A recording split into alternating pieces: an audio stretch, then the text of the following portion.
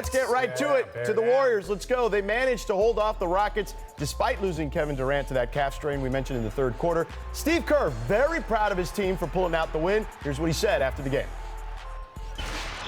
I don't know if you're a soccer fan, but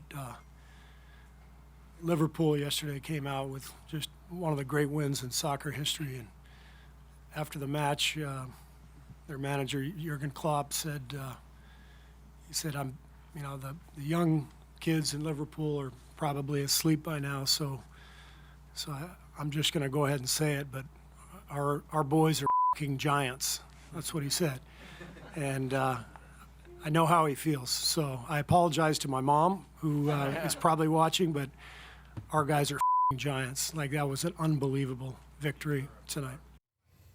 There you go. Kurt told The Athletic that KD is unlikely to play in Game 6. So, Richard, how confident are you that the Warriors can win this series without Durant? Well, and I think that's what Steve was talking about. For them to get that victory and finish off that game, given the emotional weight that was kind of, hovering over them, I still feel confident they can get it. Had they lost that game and they would have to go into Houston without KD, I still feel confident they can get it, but it's definitely a lot more even.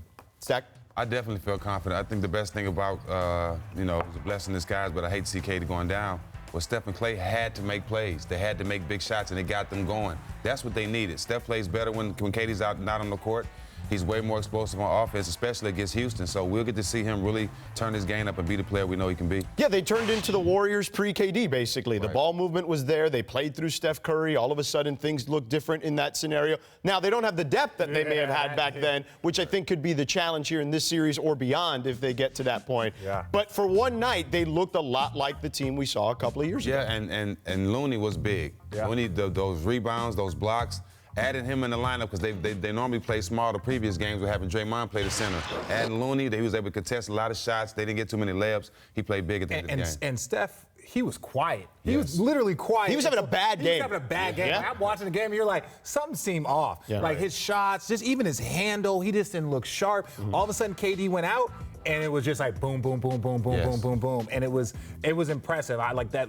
I understand Steve Kerr's excitement. Numbers are crazy. Look at the on and off numbers. Yeah. I mean, you pointed it out, Stack. Like when KD's not on the floor, Steph kind of reverts back to being the guy we saw win 2 MVPs. And that's why you see the point differential is crazy. 34 points to 20 is crazy. He has to play like that, especially against Houston, the way they're gonna play at home. In order for him to get Game 6, he has to be that Steph. So as good as look, Kevin Durant is arguably the greatest player in the game. We're not trying to deny that, obviously, but again, he commands a certain amount of respect when he has the ball in his hands, and they slow the pace down some. The game changes in that that situation. Let's not get too carried away. They are 1,000% better with Kevin Durant. No doubt.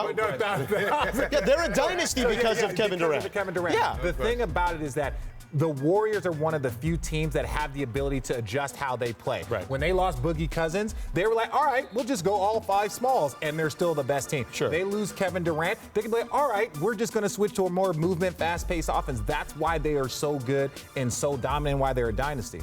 James Harden attempted just 1 shot in the final 8.5 minutes of Game 5. To be fair, Houston only scored 18 points in the final 6 minutes and 24 seconds, scoring the majority of their possessions there.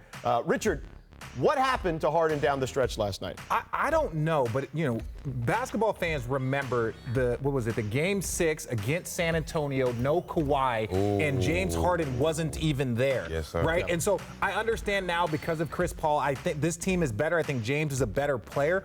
But even still, that always rings in my head when I just look at, hey, James, we need you to show up, right? We need you and all the threes from last series. So I don't know. I think he's going to be obviously more aggressive, but this was a huge missed opportunity. Yeah. If you look at this and you're like, oh, KD's not coming back. We got to get this. If that's the time for you to be overly aggressive, that was it. And he actually went the opposite direction. Yeah, I expect him to be overly aggressive, too, especially after coming back from 20 points.